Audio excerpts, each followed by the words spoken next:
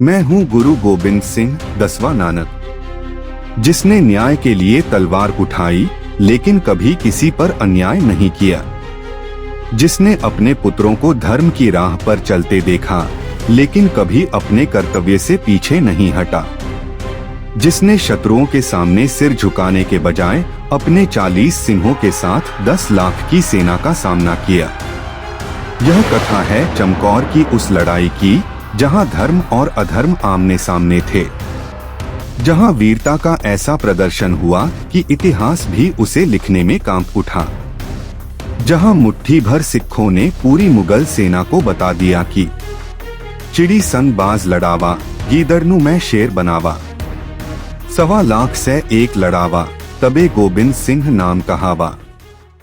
वर्ष 1704 दिसंबर की सर्द रात, चमकौर का किला बर्फीली हवाओं से घिरा था। चारों ओर अंधकार था, लेकिन हमारे हृदयों में धर्म का प्रकाश जल रहा था।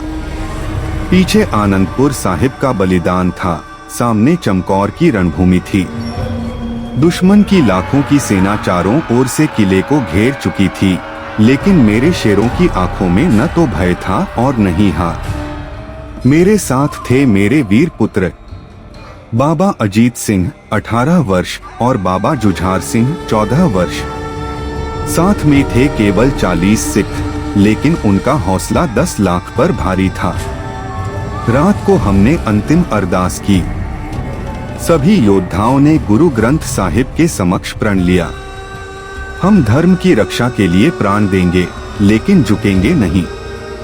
मुझे देख भाई संत सिंह ने कहा, सच्चे पातशाह, हमें कोई चिंता नहीं।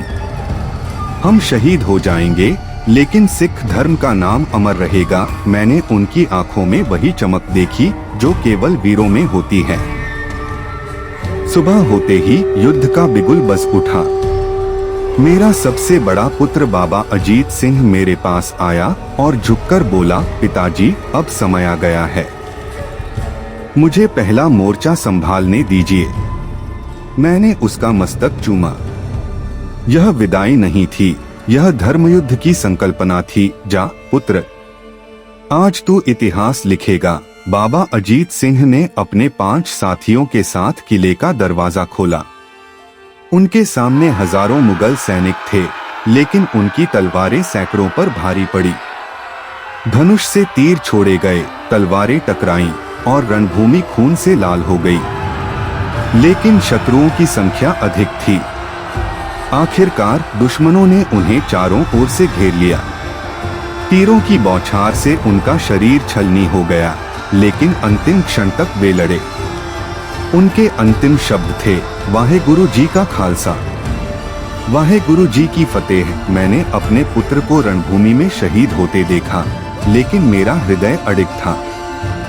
अब मेरा छोटा पुत्र बाबा जुझार सिंह मेरे सामने खड़ा था। केवल 14 वर्ष का था, लेकिन उसकी आंखों में भय नहीं था। पिताजी, अब मुझे भी धर्म की रक्षा का अवसर दें। मैंने उसे गले लगाया और कहा, जा पुत्र, आज तेरा नाम अमर होगा। बाबा जुझार सिंह अपने सिंहों के साथ रणभूमि में कूद पड़ा। उसकी छोटी तलवार भी आग उगल रही थी। हर वार पर मुगल सैनिक धराशायी हो रहे थे, लेकिन संख्या बहुत अधिक थी। आखिरकार वह भी शहीद हो गया। मैंने अपने दोनों पुत्रों को धर्मयुद्ध में बलिदान होते देखा, लेकिन मेरी आत्मा अडिग थी।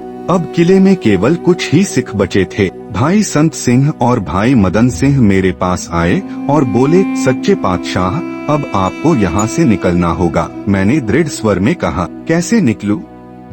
जब तक मेरा अंतिम सिख जीवित है, मैं युद्ध करूंगा। भाई मदन सिंह ने हाथ जोड़कर कहा, गुरुजी, आपका जीवित रहना आवश्यक है। सिख धर्म को आपकी आवश्यकता है। भाई दया सिंह ने आगे बढ़कर कहा, अगर आप आज यहाँ शहीद हो गए, तो आगे कौन हमारे धर्म की रक्षा करेगा? मेरे हृदय में तूफान उठ खड़ा हुआ। क्या मैं अपने वीरों को छोड़कर चला जाऊं? लेकिन फिर मैंने सिख धर्म की ओर देखा। मेरा उद्देश्य केवल इस युद्ध में मरना नहीं था, मुझे धर्म की रक्षा के लिए आगे बढ़ना था। आखिरकार मैंने भाई नंदलाल और भाई मणि सिंह से कहा, ठीक है, मैं जाऊंगा, लेकिन याद रखना, यह युद्ध कभी समाप्त नहीं होगा। रात के अंधेरे में मैं भाई दया सिंह, भाई मणि सिंह और कुछ सिखों के साथ चमकौर का किला छोड़कर निकल पड़ा। पीछे मेरे शूरवीर अंतिम सांस तक लड़ रहे थे।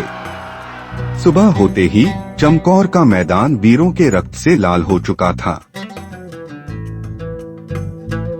लेकिन मुगलों की लाखों की सेना भी टूट चुकी थी। 10 लाख की फौज भी 40 सिखों को न हरा सकी। मैंने दूर से अपने शूरवीरों की अंतिम भूमि की ओर देखा। मेरी आंखों में आंसू थे, लेकिन मेरा हृदय जानता था यह अंत नहीं, यह आरंभ था। धर्म की विजय निश्चित थी और सिक्खी का सूरज कभी अस्त नहीं होगा। जो बोले सो निहाल। सत श्री अकाल।